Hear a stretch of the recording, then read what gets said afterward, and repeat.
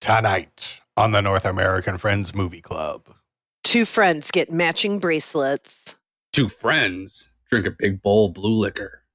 Two friends save Florida?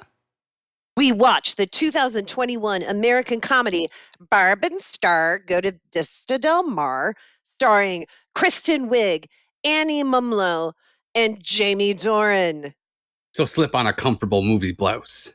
And pull the cord on your steam-powered movie horn. Because knock, knock, who's there? Movie podcast. Movie podcast 2. Movie podcast starts right now.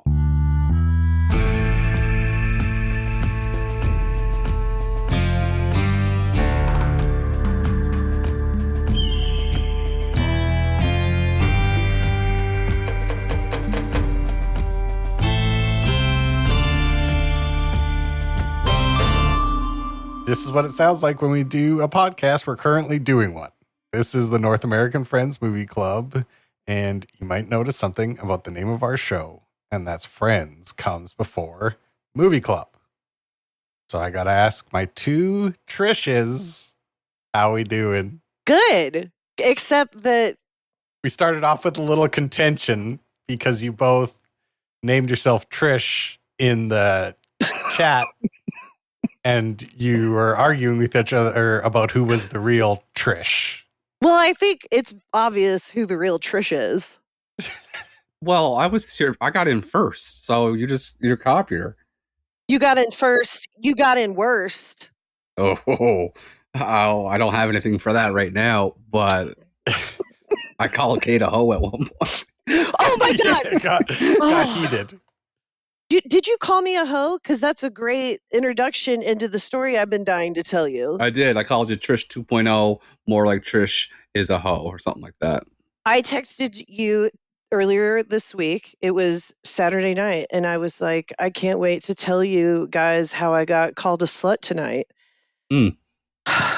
So I was at a birthday party of a friend who was turning 40 years old.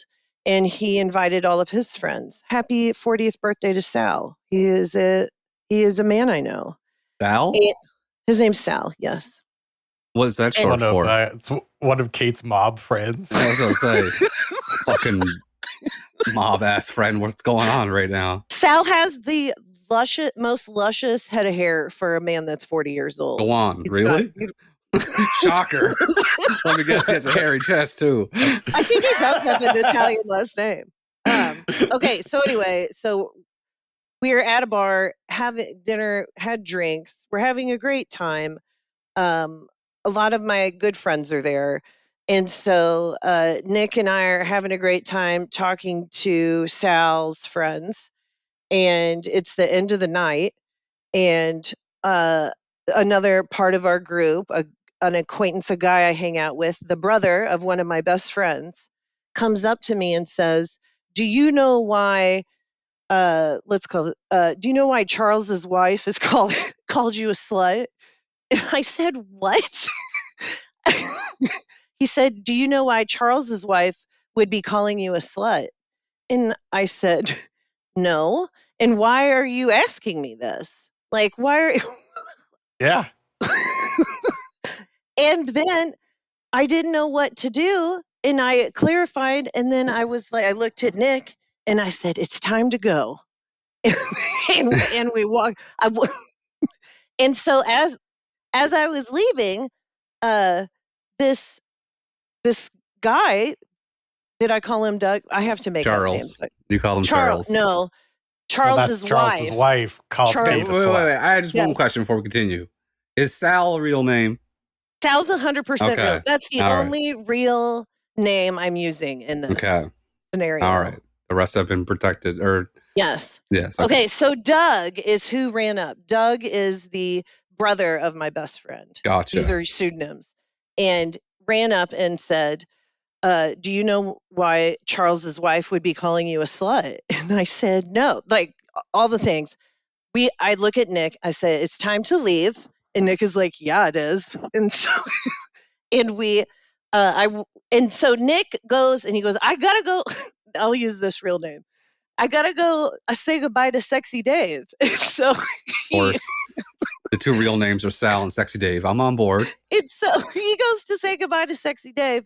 And then Doug keeps trying to talk to me about it. And he's like, no, because he high-fived me because I said, well, I don't care that her opinion is her own. Because, like, I was not, my feelings are not hurt. I haven't even gotten to the point that this woman was so drunk and was wearing the ugliest headband I've ever seen in my life. And get her ass, Kate. Yeah. and so I left, and I do wish, though, that I could go back, because this is what I would say. I would say, I don't know about me being a slut, but I do know that you look real fucking stupid with that headband on. Yeah. Get her ass. Yeah. Dog walker, Kate. Yeah. Save some scraps to the rest of us. Jesus. So that was the story of me getting called a slut. So you never got to the bottom of it. She's an inebriated. She was acting. I was gonna say she embarrassed sounds like her husband. Classic drunk lady. Yeah. She's not feeling good. She's not waking up and being like, "Oh, I'm so proud of my behavior. I'm so glad I made those choices to speak like that." Sounds like she was drunk. She saw an attractive lady who was very funny. Probably being the life of the party. Yeah. Everyone's laughing at Kate's joke. Kate's doing, like, here's what I'm imagining. She's at the other end of the table, drunk, like a mess, embarrassing her husband. She looks over. Kate is sitting at, like, the other end of the table.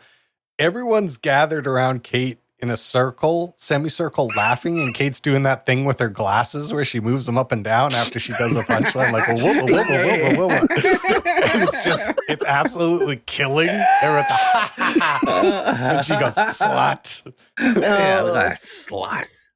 Were the wings the best ever? I saw the picture of the wings. So that was a different place. That was at the Peanut. And so is the Peanut a fake place?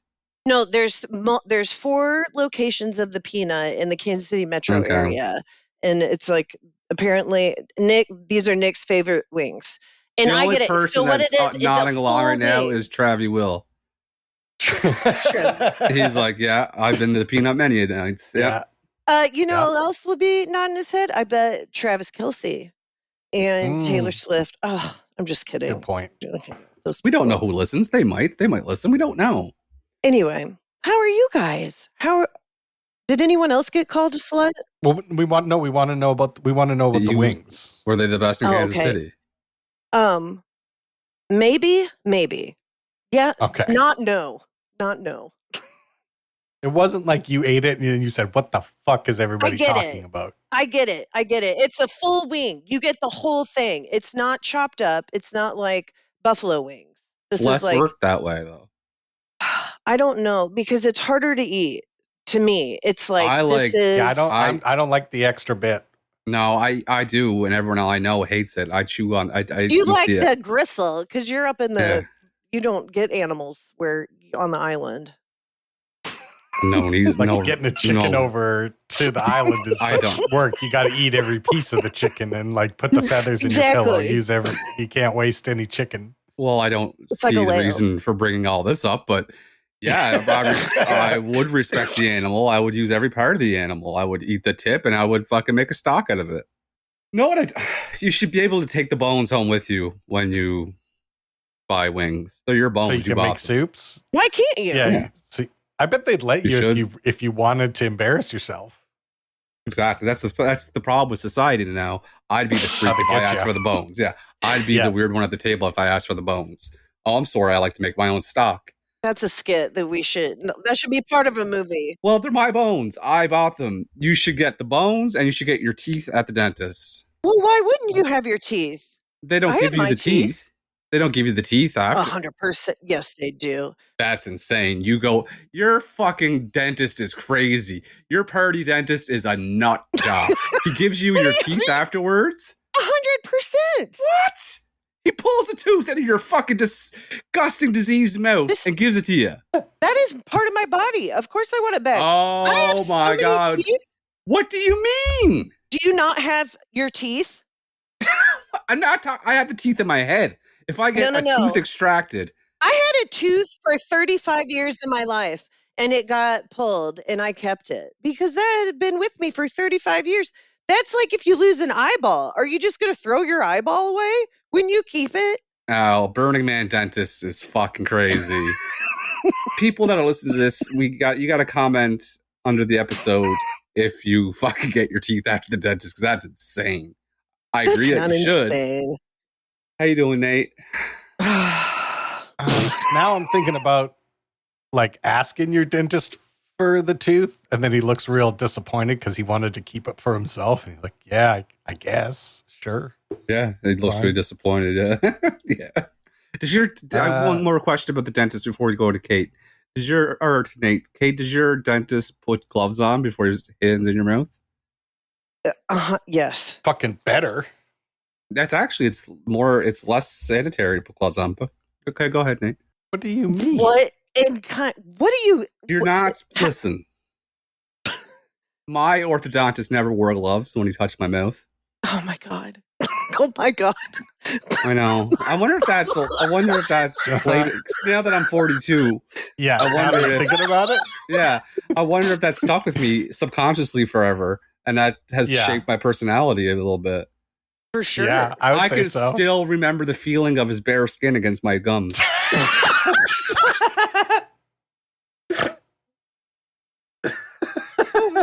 Now that I think of it, it really, I think that stuck with me subconsciously, and it just came out now.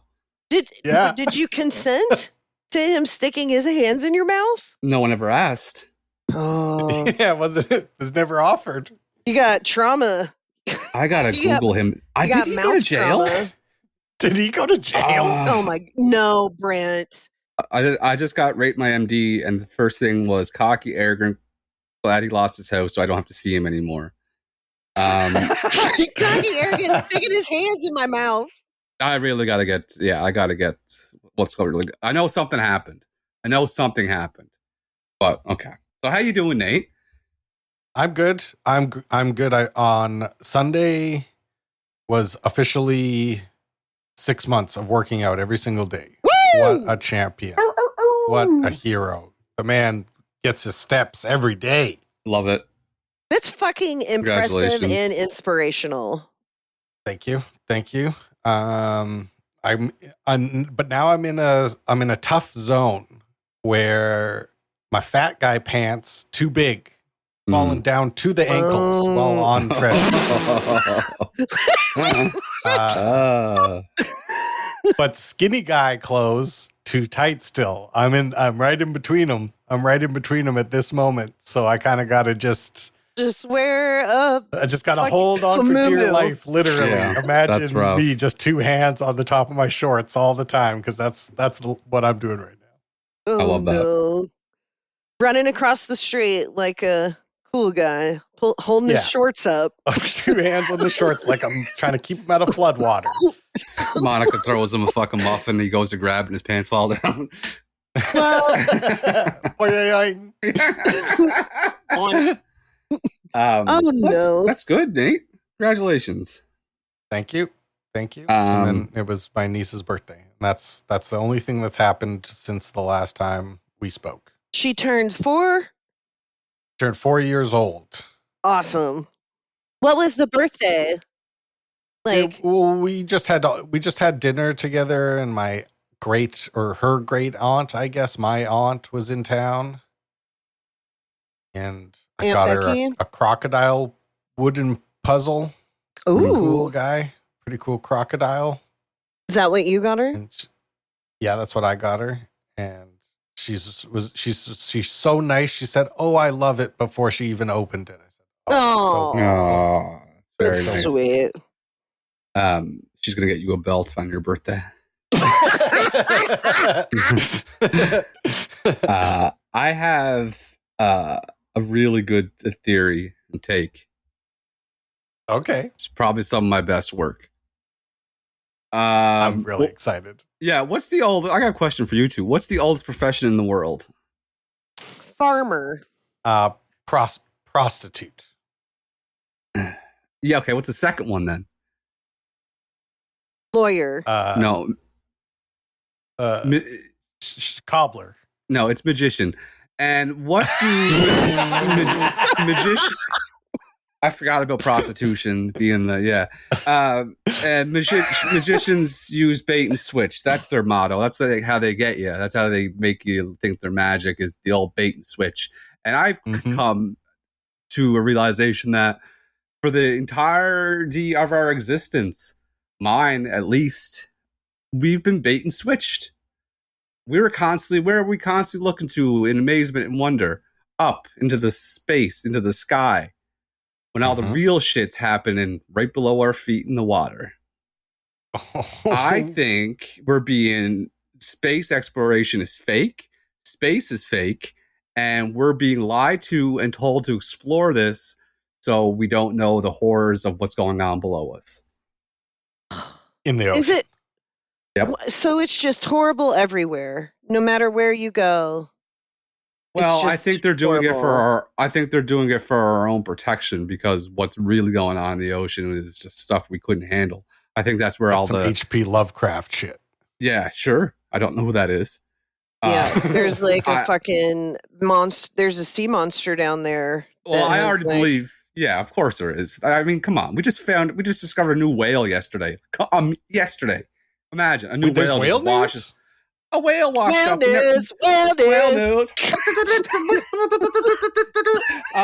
We just discovered a new fucking whale in 2024. It just washed up, and we never saw it before. I'm telling you, cool. Things are starting to boil over. We're being bait and switched. We're told to look to the sky, look up while the shit's going down, and know what started this theory? Fish. I'd love to know. Fish. I was at the aquarium a week and a half ago in Toronto, and it took way too long to go through this thing because there were so many different types of fish. And not only different types of fish, little subspecies and subsections of the same type of fish. Like there was multiple fucking rocks, fish, groupers, just different varieties. There's no need to have that many different varieties. And that's just the shit that we're discovering and that we have access and can put into a tank. You imagine what's really going on below where we can't discover. There's too many varieties of fish. And that's how I know we're being bait and switched. They'll dazzle you with pictures of stars when the real shit's going on in the water. That's where aliens live. Okay. You know what? Whoa. I think you were right. That was one of your hottest takes of all time. Is that real? Do you believe this? It's not hot. I believe it. You believe this? I believe, not to the point of where we're being lied to and space isn't real. I do believe we're being distracted with space because we don't know. We don't have the technology or access to the ocean of what's really going on, and people don't want us digging around. Because you saw a lot of fish at the aquarium in Toronto, and there's no need to have that many different types of fish unless there's something going on. And it took about 2 weeks of just simmering on it a bit, thinking about all those fish and being like, something doesn't add up here. Wow, I'm glad that I wasn't alone when I heard that. Well, there's so many different types and so many different adaptations. They have to adapt to something going on down there. This is a culmination of Darwin's Island, a Toronto aquarium trip, weed, ocean and quiz. humidity. Ocean quiz and humidity. Everything is coming. Foot pain. And foot pain. Everything is coming, and a lot of free time on my hands. Because I bet coming your together. foot hurt, and you were like, why is there so many damn fish? You were like, I just want to sit down because my foot hurts, right? I can't walk around with my foot hurting. And you're just, in aquariums, it's like a freaking maze walking around. Yeah, and there's one part with an automated part, like a motorized walkway. They wanted to keep you They wanted to keep you moving for some reason. That's why they have the good fish. They don't want you sitting around there all day staring at all the good fish. Rest. I don't know. Says you guys aren't looking at it objectively. I took a step back and looked at this. I'm like, why do they want us to move along so quick? Because they don't want us looking too deep at things and too closely at these fish. Speaking of fish, we should talk about our movie this week. What a great transition, Kate. This is my pick. We're doing Brent's birthday beach bonanza, right? That's correct. It's Brent's beach birthday bonanza, and I took a gamble, and picked a movie that I had never seen before called Barb and Star Go to Vista Del Mar. Kate, I would love it if you would tell us what happened in this movie. I'd love to. Barb and Star are best friends who are, one is widowed and one is divorced, middle-aged white women, and they work at Jennifer Convertibles, and Jennifer Convertibles closes, and they have kind of a midlife crisis. So they go to this beach resort town where they kind of fall into what they've been missing in their own lives. And they both run into Jamie Dornan, who is a very handsome man who is there because he works for Mrs. Evil, who I don't remember her name. Anyway, this evil woman was a young child who was from Vista Del Mar and was teased, and it hurt her so badly that she turned into Dr. Evil. And Barb and Star, using their culottes, save their own lives from a death by this woman, and they save Vista Del Mar from being exploded. From using mosquitoes that had been trained to murder you. So, like, if you get stung by the mosquito, you die. And that's the movie. Great job, Kate, as always. Thank you. Do you guys want to talk about your favorite parts? Hell yeah. Sure do. Sure thing. This movie at the start, for some reason, I'm not quite sure what the particular scene was, but it made, I think she was waving to an animal or something. I realized that animals are my friends. Yes. I really enjoy animals and their presence, and I like them. And I'm reading a book where people are mean to animals, and it bothered me. And animals are my friends. And people are going to say, "Aren't you a meat eater?" I am, but I don't know. I don't have any really defense for it. Cows. So this delicious. movie got you thinking a about little bit. your relationship to food. Yeah, I think that's what started the whole fish thing and the whole space, Earth, ocean. It was the first 5 minutes of this movie was a real trip. I think you need to cut back on your edibles. No, I don't even do it that much. Kate's trying to keep you from the truth, as everybody's trying to keep you from the truth, Brent. Exactly. Nate, she is the automated walkway of this podcast. Can't fool me, bud. I'm going to stop and look. Get out of here, secondary Trish. The part that made you think about that was when the adorable child was riding by some horses on his bike, and he waves at the horses. Because I thought the same thing. I said, I always wave at horses too when I'm near them. And as one should. Yes. Animals we can work hand in hand with animals to be alive. I don't know. Good work. A hoof. Yeah, sure. That's new shirt. New shirt. And a hoof, yeah. We can work hand in hand with animals to be alive. Yep. I like that. I've got my hottest take I've ever had. Let's hear it. You guys know me. I'm not a hot take guy. I'm like one hot take per 20 episodes.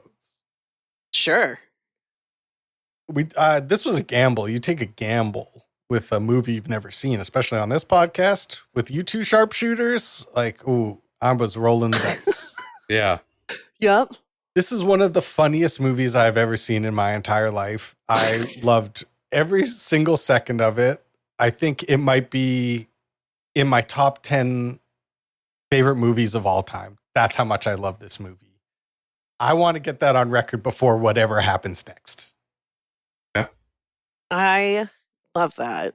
That's wonderful. And I agree. Because I had seen this. I was not ready for this movie when I first saw it. I don't know. Nick and I remember watching it and being very like whatever about it. And I watched it and I could not stop laughing.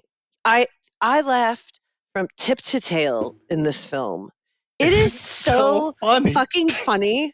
And but you have to be ready for this movie. And I for one I'm so excited that we did this movie.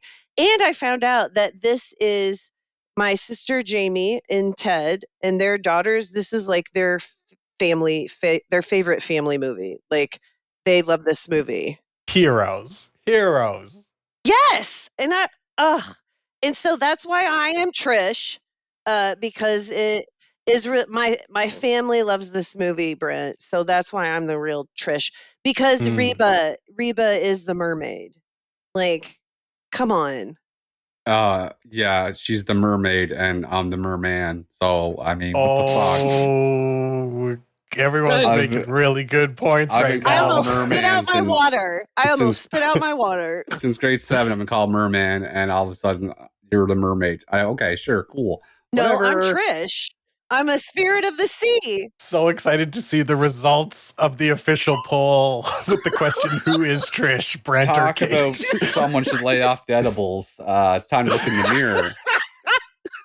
Listen, this movie was not what I expected. For some reason, I had this confused in my head with the people with the tight curls, but they're Australian. And do you know what I mean? That show? I thought that was that. Okay. I don't know what you mean. I will look it up in a minute. I barely do. My Google searches are all over the fucking map for the last 24 hours. Dairy Girls? No. I will find it. In a minute. But you have to listen. I understand what Kate said. I understand what Nate said. You have to have a certain sense of humor to find this movie hilarious. Nate has that sense of humor. I have that sense of humor. Kate has that sense of humor. And if you have that type of sense of humor, like, you'll love this fucking movie. It's like Austin Powers meets Step Brothers meets fucking God knows what. That is exactly what it is. Yeah. It's late. It's like nailed it. It's Step Brothers is got so much of like the best parts of Step Brothers worked into it. I couldn't like put it better myself. I was thinking it the whole time I was watching. It's like, this is all of my favorite elements of Step Brothers plus a bunch of other stuff. Like, you have to take an hour and 45 minutes, sit back, escape from your world and your views and your reality, and just enjoy subtle, slow burning jokes that you'll laugh about 5 minutes after it's said. When it all of a sudden cuts to the talking group and that lady says, I like the look of Wicker, but I don't enjoy sitting in it. Fucking hilarious. Had nothing to do with the plot. It was like in the middle of all this action, and it just cuts to these women drinking tea, and she says that, and it's fucking hilarious. It's movie making for the sake of movie making. It's writing for the sake of writing, and if you have that sense of humor, you'll love this fucking movie. It's Kristen Wiig. Like, she did such a good job playing the evil Dr. Evil lady. Whose name good. We don't know. It was Sharon Fisherman. Are you kidding? No. Of course it was. She can play. She did such a good job of playing both those characters. And it reminded me, so I just finished, Nick and I both finished Palm Royale the show. New show that she's in. Yes. And Melissa loved it. It's got like this similar flavor to it somehow, but this is like amped up drinking beer, like so stupid, but like, to me, this is, you guys know that I love when people like each other. And so it was just 2 fucking hours of people just liking each other and but like I just loved it so much. It felt so good to watch.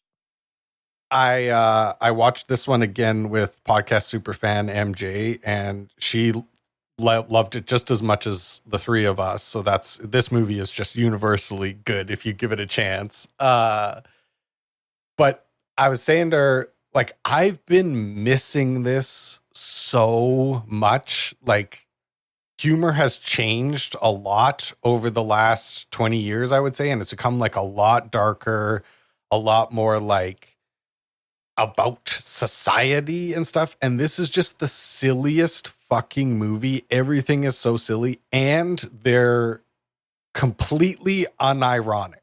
Like, the two of them just love each other. And they just yes and each other forever. They never stop and say no. They just both go, oh yeah. Like that Trish scene where they first start talking about her and they're like, yeah, Trish on Christmas? Oh, God, no one better.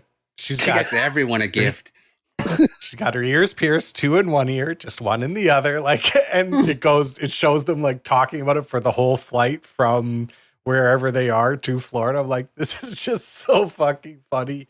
And it has this element of like, I had to stop myself because I was writing down so many lines. This is like what me and my friends used to be like when we were young, and it was just like quoting funny things to each other, the Anchorman lines and the Family Guy parts and the Simpsons parts, and just telling each other funny parts. There's so much of this movie that I just want to like, remember this part? Yeah. Remember when they said this? Remember when they said this? Like, it's so hard to resist, because I knew it was, the minute I knew this movie was going to be exactly my sense of humor is right at the beginning when Yo-Yo goes into the secret lair. I'm already like, okay, I'm intrigued. Gears and cogs, steam, hell yeah. And then Kristen Wiig's character comes in and she's like, can I get you a drink? And they're like, no. And she says, I'm going to make myself a suicide. And the little fountain comes out of the rock, and she like starts telling you the recipe of the different pops that she's putting in her suicide. I'm like, oh no, this is my favorite movie. Uh-oh. Yeah, it's like three of my favorite movies are Step Brothers, Austin Powers, and Land of the Lost. And this movie has elements of all three. And for sure, you have to go in with a different mind frame. You can't go in expecting Bridesmaids. You can't go in expecting anything else. It's its own unique thing. It's got timing between the two, between Kristen Wiig and I think her name is Annie. Yeah, Annie Mumolo. It is fantastic. It's written so well. It's so fucking bizarre and out there that you just get caught up into it. And it's like a modern spy movie at points, and you're laughing at that whole concept. And it was just an hour and 45 minutes. I was so enjoyable watching it. But please go in with it with an open mind. Like, just understand it's one of the silliest movies you'll ever watch in your entire life. Like, 24 hours after watching it, I'm still laughing in my head at things that were said that just like come to the surface now. Like when she said she was involved in a hit and run and the lady passed. Like that is that was that Trish was the name. So fucking funny to phrase it that way. She was involved in it, instead of saying she killed someone in a vehicle accident or whatever, hit and run and the lady passed. It's so fucking funny to me. And when she said, oh, men aren't attracted to me, that is hilarious to me. When she's writing the letter and she's like, I don't know if you remember me. I was the disgusting woman from last night.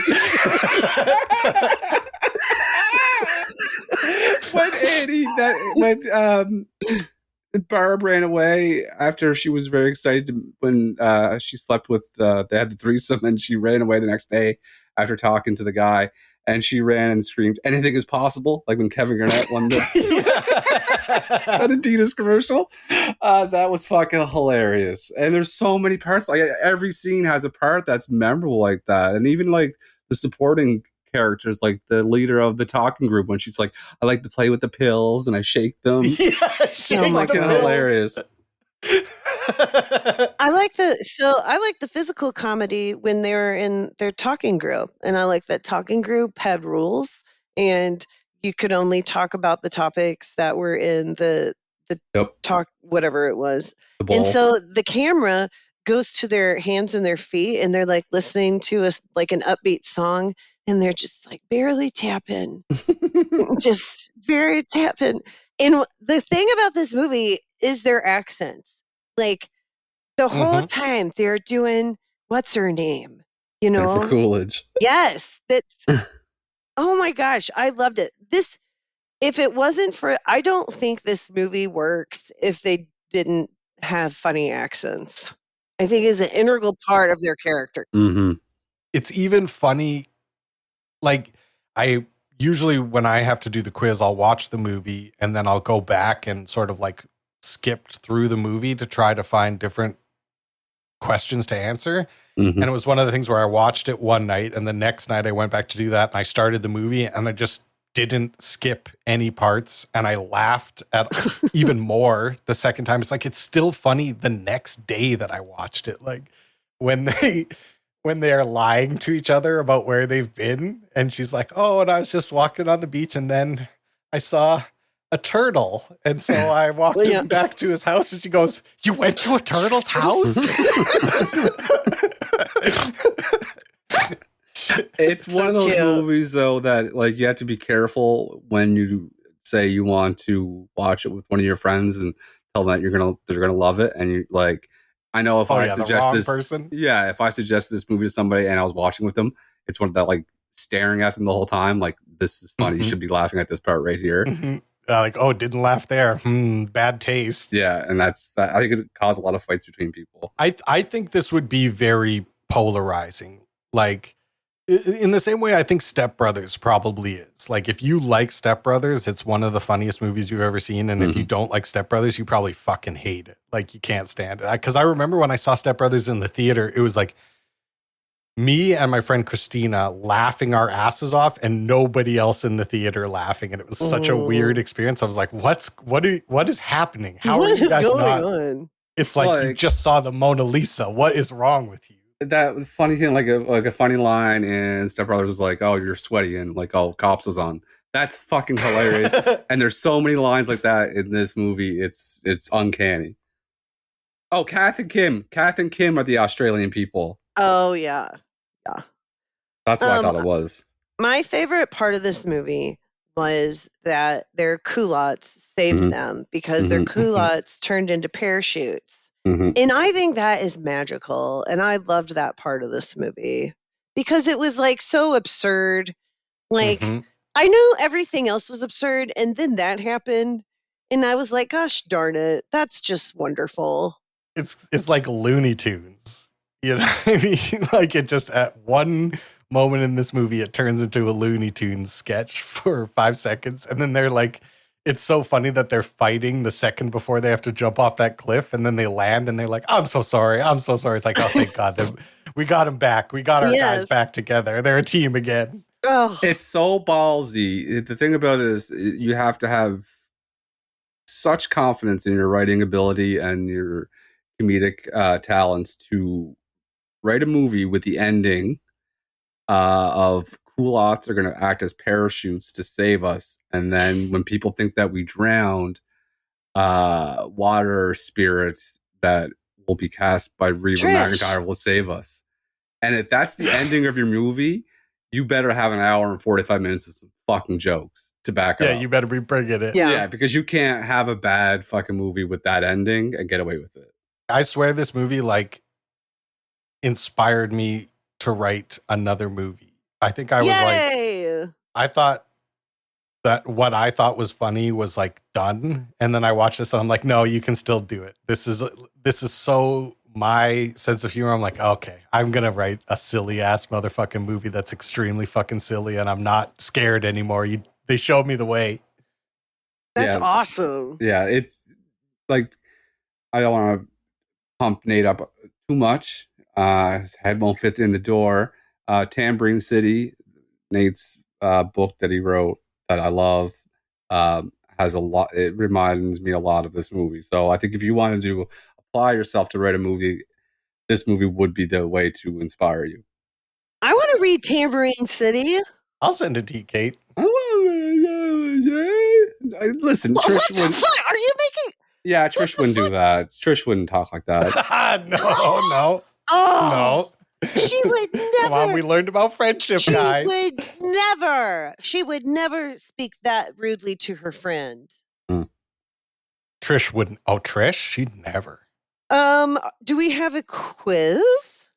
We have a quiz. Are you guys ready? Oh, fuck. I'm born ready.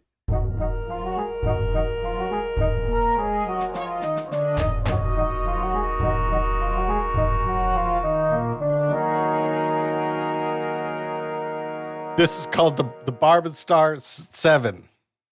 I tried to think of a Laws of Jaws, but I don't think anyone's going to top that. I think Laws of Jaws is set a pretty high there. bar. I know. In the first scene, an adorable child on a bike is delivering newspapers.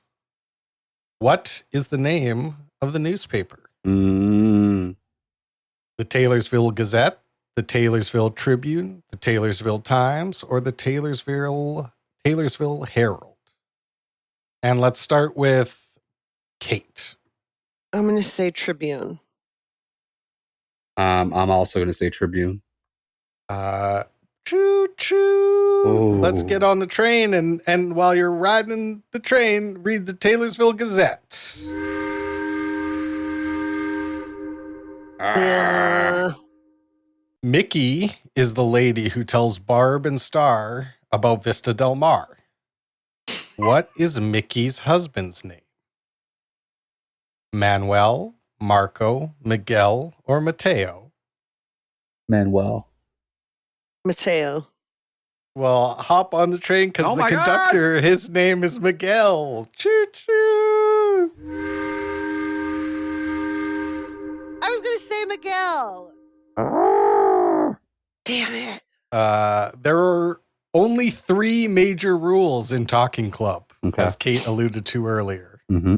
Which of the following is not a major rule? No sneakers, no being late, no swearing except the F word, no lying. No lying. I thought they were all rules, but I'm going to go, I think you tricked us. I think it's no being late. Gone forever. Yeah, put it on the board, Brent. Yeah. Because they got kicked out correct. Because of lying. But that wasn't, they got kicked out because of lying. No swearing except for the F word is like one of the funniest parts of the movie because then it cuts to Fortune Feimster and she just mouths the word fuck to one of the other ladies. Oh, by the way, perfect casting for that talking group. So just the best. Funny, dude. The best. No sneakers is pretty funny. But yeah, you're not allowed to be late, but that's not one of the major rules. That's not one of the 3 major rules. Yeah. That's right.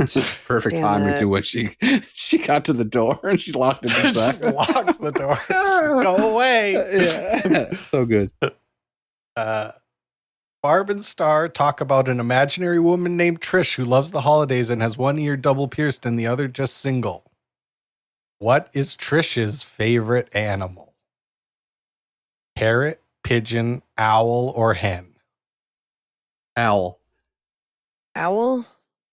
On this train, we also have a animal cart that's full of hens. Choo choo! Damn. I thought hen was too obvious.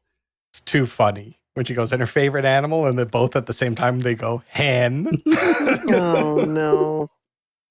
Who is the author of the book, How to Know the Person You Love Loves You, even though they don't act like it most of the time?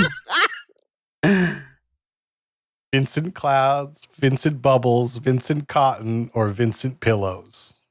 Vincent Bubbles. It's 100% Vincent Bubbles. You are both correct. It's Vinny Bubbles. Yep. All right, I'm still in this. Yeah, you're both still in it, still alive. Star fakes a fever by putting the thermometer in her curler warmer. Mm-hmm. What is the temperature of the thermometer? 136, 137, 138, or 139? Oh, this is so fucking hard. 136, 137. 138. Gone forever. Brent is correct. He ties it up. It was 137. Oh, it's a fever, 137. She just go, oh. All right. Can you tie it up? Can you win it on the last one here, Brent? What number is the seafood jam? The 46th annual, the 47th annual, the 48th annual, or the 49th annual seafood jam? I'm going to say the 47th annual. It was at the hotel, the 49th annual.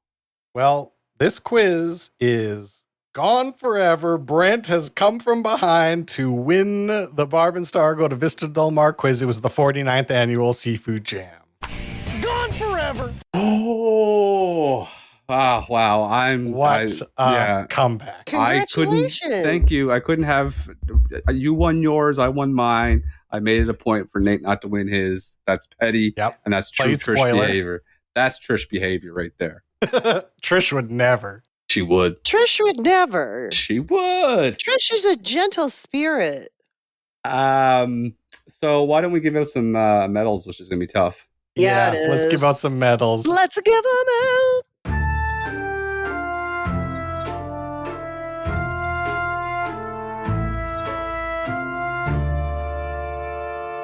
Bronze medals. Go ahead. Oh, fuck. Oh, my God. Where do I? Oh, my God. Okay, I'm sorry, Vanessa Bayer, but Jamie Dornan gets my bronze because that I knew he looked familiar, didn't know where he was from, looked into it. He was the guy from 50 Shades of Grey. I know nothing of him other than that. And to be able to hang with these two ladies and to not take yourself so seriously, my God, you're so fucking. He was excellent. He was enjoyable as Edgar, bronze medal. He was really good. He did exactly what was required of him in this movie. He does great singing. He does great singing and dancing. He was the guy, you mentioned the two people that are in the battle for the bronze medal for me, but I have to give it to Vanessa Bayer. She is so fucking funny. Everything she's ever been in, she is so fucking funny.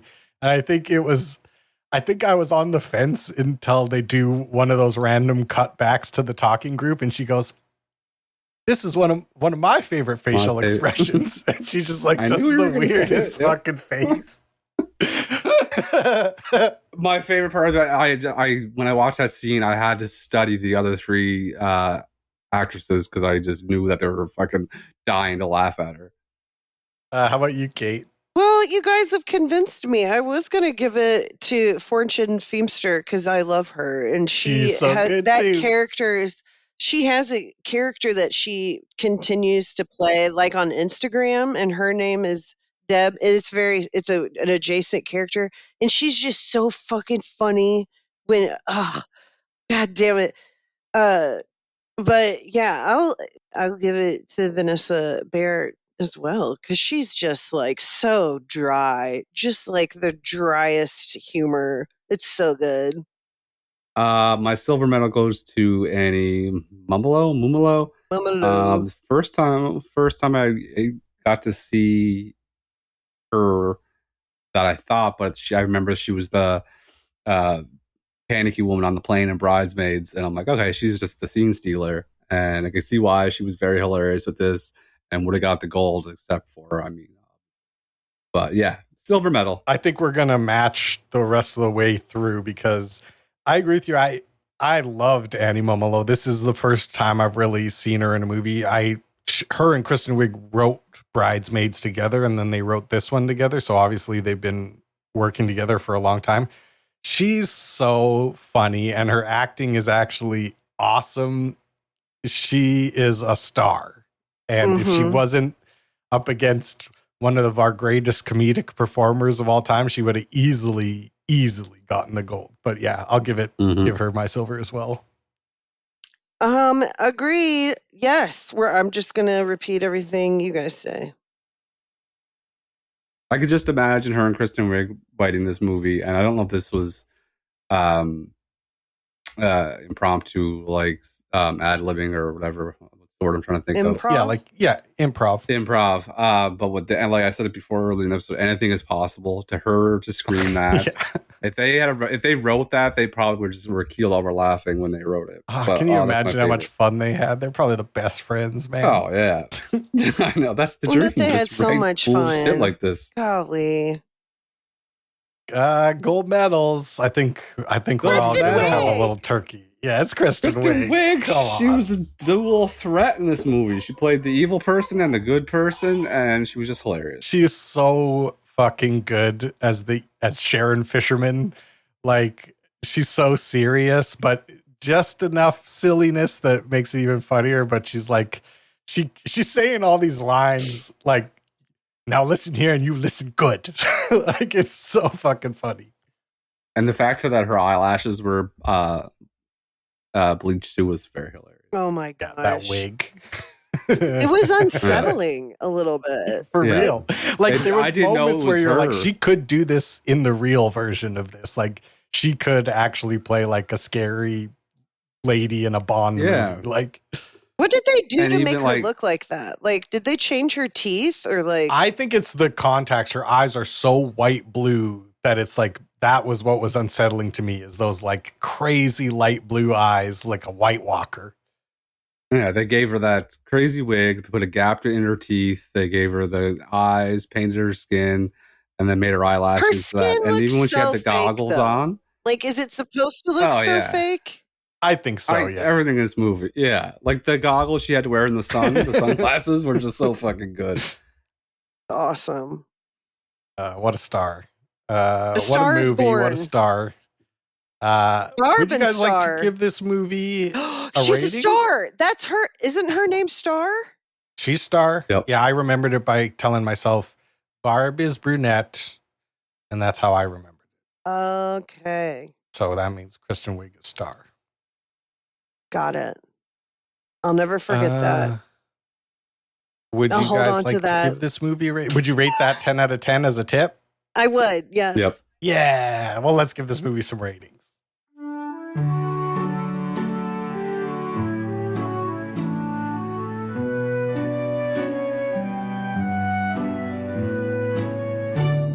The script for this movie. What did you guys think about the script for this movie? I'm giving it a 10. I think I laughed so much, and you can't. I just laughed so much. It's a 10. I have to give it a 10 because it gave me an hour and 45 minutes of just pure entertainment and joy. It was so crazy, so out there, and it puts you in a good mood. Yes. The script is so fucking good. There's so many. It's like one of those movies where there's too many jokes. They're happening so fast that I bet you could miss so much of the little funny shit in this movie. It's one of the, like I said, it's one of the funniest movies I've ever seen in my life. It's a 10. It's obviously a 10. The art direction for this movie, the sets, the props, and the costumes. Some of the silliest sets and props and costumes, bright colors, clam beds. What did you guys think of the art direction for this movie? 10. Oh, it could not be any more of a 10. I mean, the shrimp, like I said earlier, the goggles that the villain wore, it's just crazy shit. And Reba McEntire looked hot as fuck. Reba's looking great as always. Oh my God. I could, she was the hottest person in the movie. She works 3 jobs and's never home. Remember that? Yeah. The theme song from Reba, the show that I watched every single episode of. Yeah. Did you really?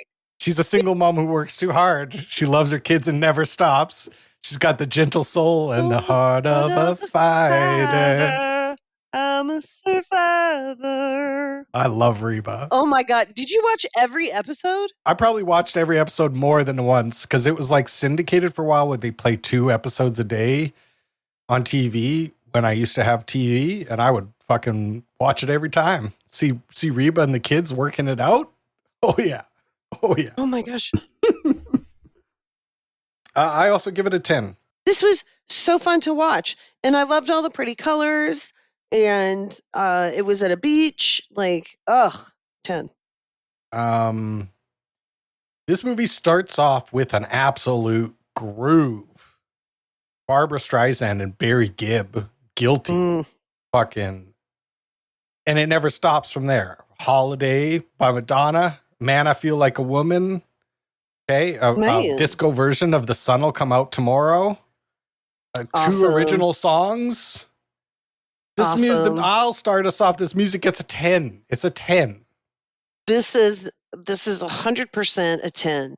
It was so fun. The music was perfect and fun, but did not detract from.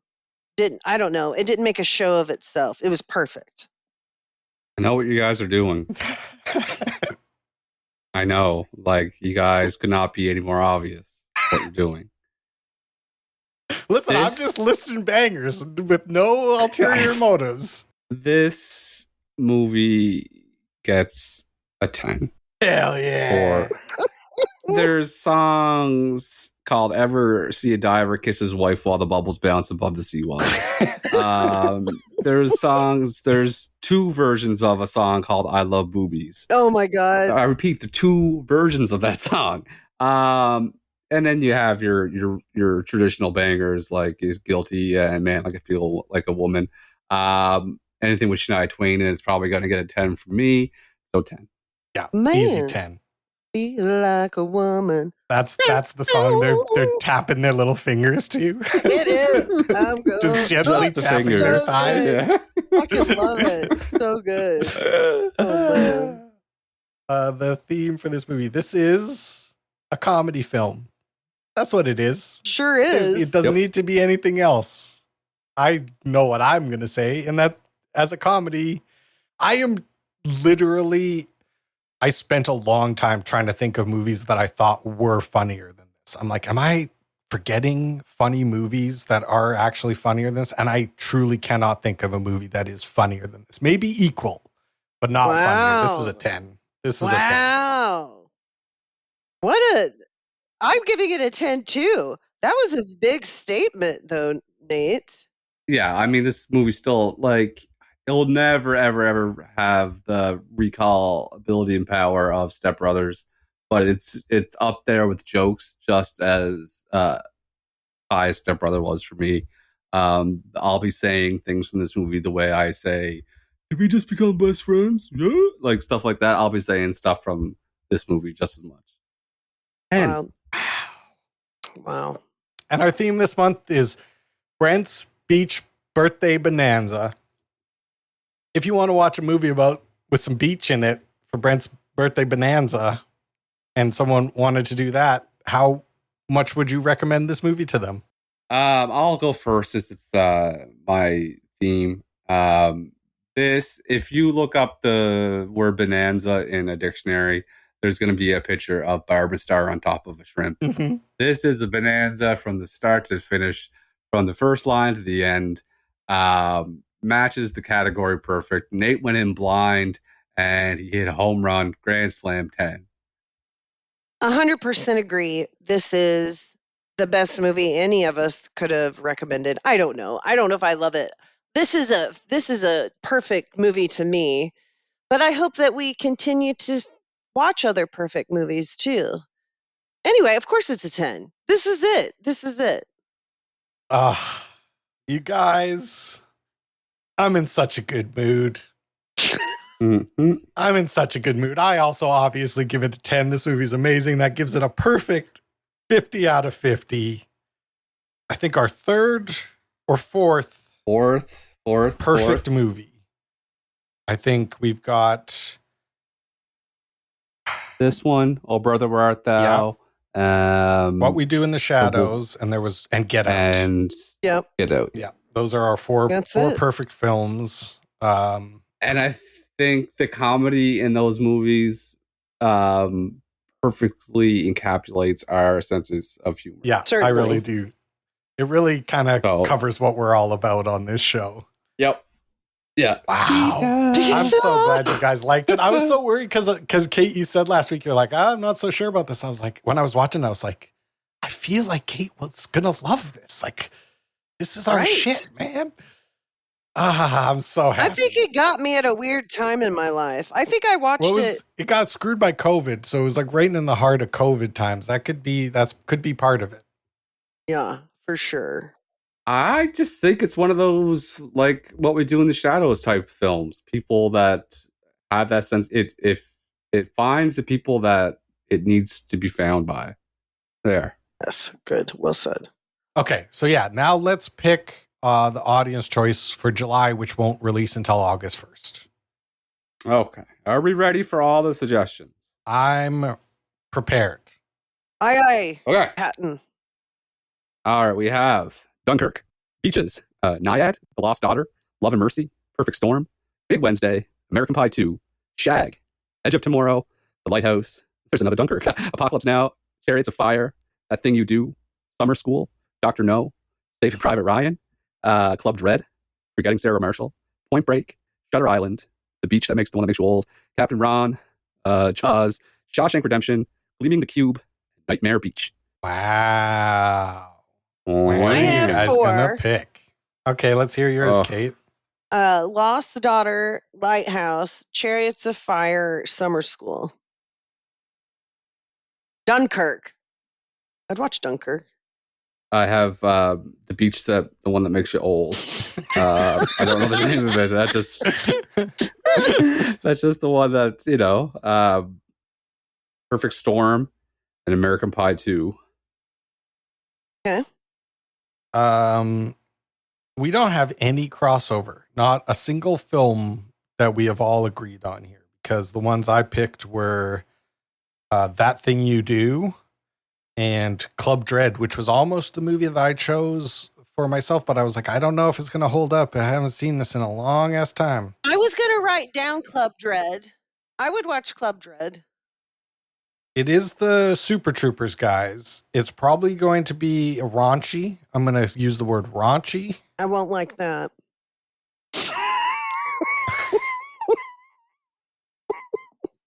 I'm just I kidding. don't know what to do. Let's watch Dunkirk. I've never seen Dunkirk. It's a beach bonanza. Okay, all right. Why the fuck not at this point? You know what? Why the fuck not? All right, it's picked. Dunkirk is the film. It's a 2017 war action movie. I'm here for it. Well, yes. We're a movie podcast. Not everything can be funny. Yeah. We should. We got Tom Hardy. We got Cillian Murphy. We got Terry Styles. I mean, does it have Cillian Murphy in it? Tommy, there's sand in me boots. Tommy, did you pack your floaties? I don't like when the sand gets in the sunscreen, Tommy. Tommy. I love it. I think Dunkirk is the pick. Person that suggested it, we all know and love. He texted me, he said, are you going to pick it? I was like, I don't know. And I didn't pick it. And now it ended up getting picked.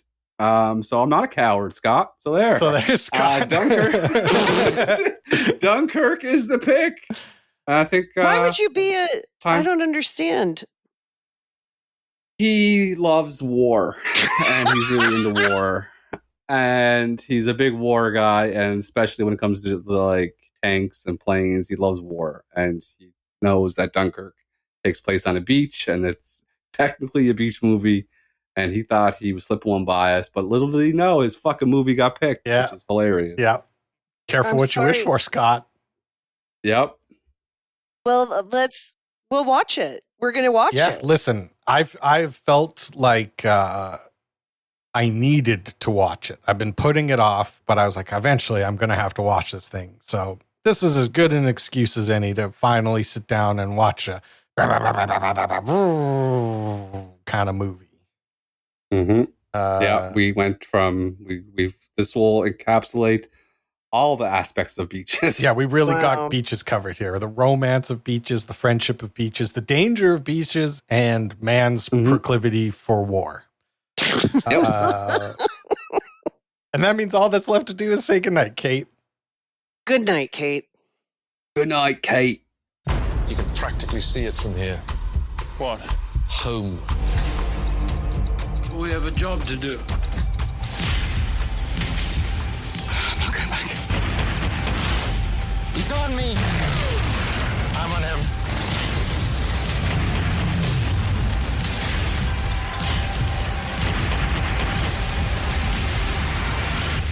Take me home.